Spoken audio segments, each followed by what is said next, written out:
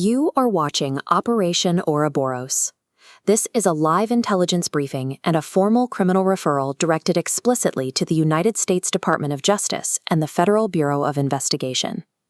Facing a corrupted administrative pipeline, a pro se whistleblower bypassed the standard channels to build a 450-page AI-structured forensic dossier. This illustrates the architecture of the Aegis Monolith, organizing 40 years of systemic abuse into actionable legal intelligence.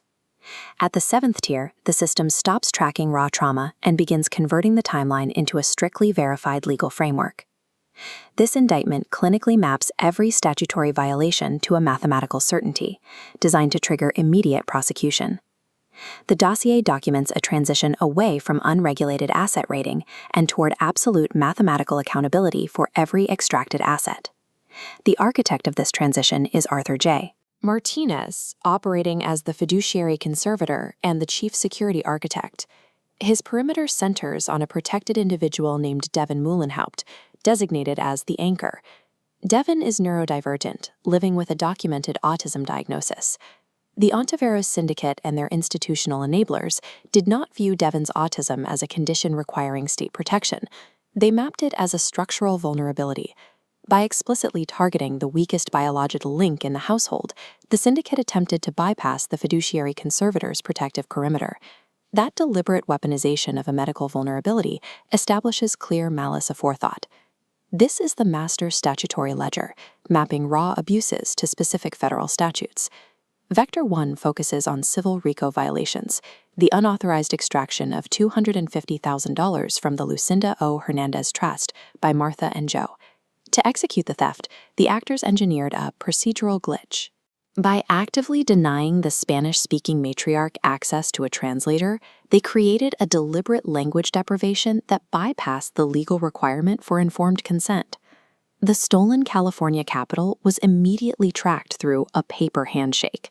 The extracted trust funds were laundered into rapid, unfinanced cash purchases of residential real estate within the Peoria, Illinois hub.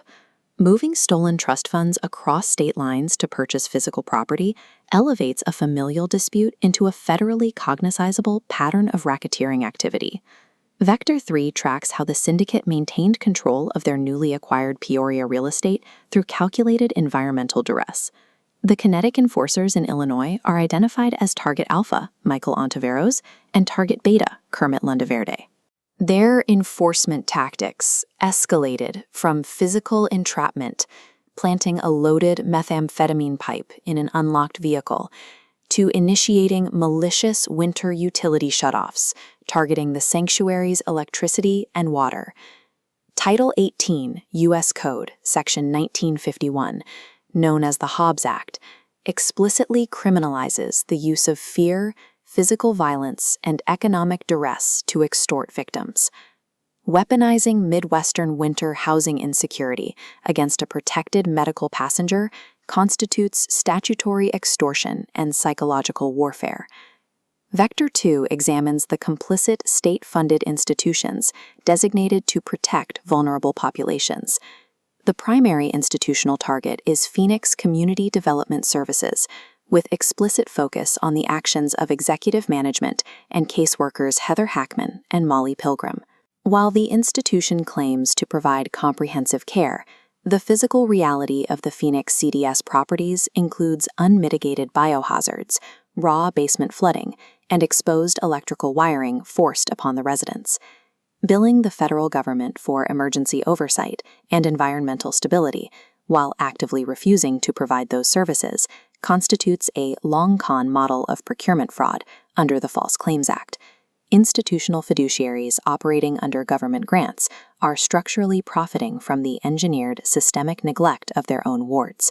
Vector 4 moves from financial crimes and institutional fraud directly into severe civil rights deprivations. Caseworker Heather Hackman executed an aggressive psychological warfare campaign against Devin, the neurodivergent anchor. The ledger documents her deployment of fabricated imagery, specifically involving murdered infants, to terrorize and manipulate a vulnerable adult into compliance. When the chief security architect asserted Fourth Amendment protections and demanded she exit the private sanctuary, Hackman retaliated by attempting a warrantless extraction of the property. She bypassed legal authority by weaponizing the Peoria Police Department.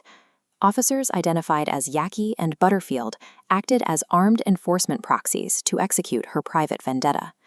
When police officers assist in an extrajudicial, warrantless extraction, they cross into federal conspiracy under 18 U.S. Code Section 242, the deprivation of rights under color of law.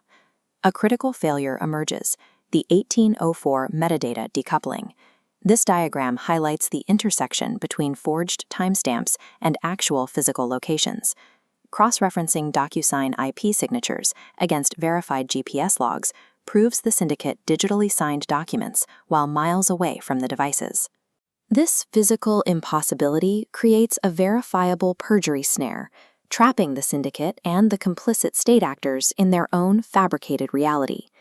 This restitution matrix translates crimes into quantitative punishment. The baseline is fiduciary time, 1,555 hours billed at $150 per hour. Adding trust extraction and biological damages brings compensatory harm to $4.13 million.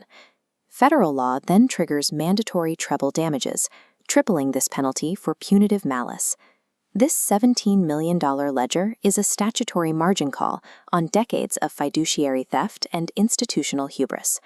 The full 40-year scope of the dual ops era expands this calculation to $33.39 million, accounting for the entire historical labor deficit. This brings us to the final directive for the Department of Justice and the FBI. The local enforcement grid in Peoria is compromised. The municipal administrative channels are entirely corrupt. The forensic metadata is securely locked. The shadow laws have been thoroughly audited. The statutory map is now complete. Federal intervention is required immediately to secure the Peoria Hub and execute indictments against the Ouroboros syndicate. The forensic labor is complete. The Department of Justice must strike the hammer and refuse to let administrative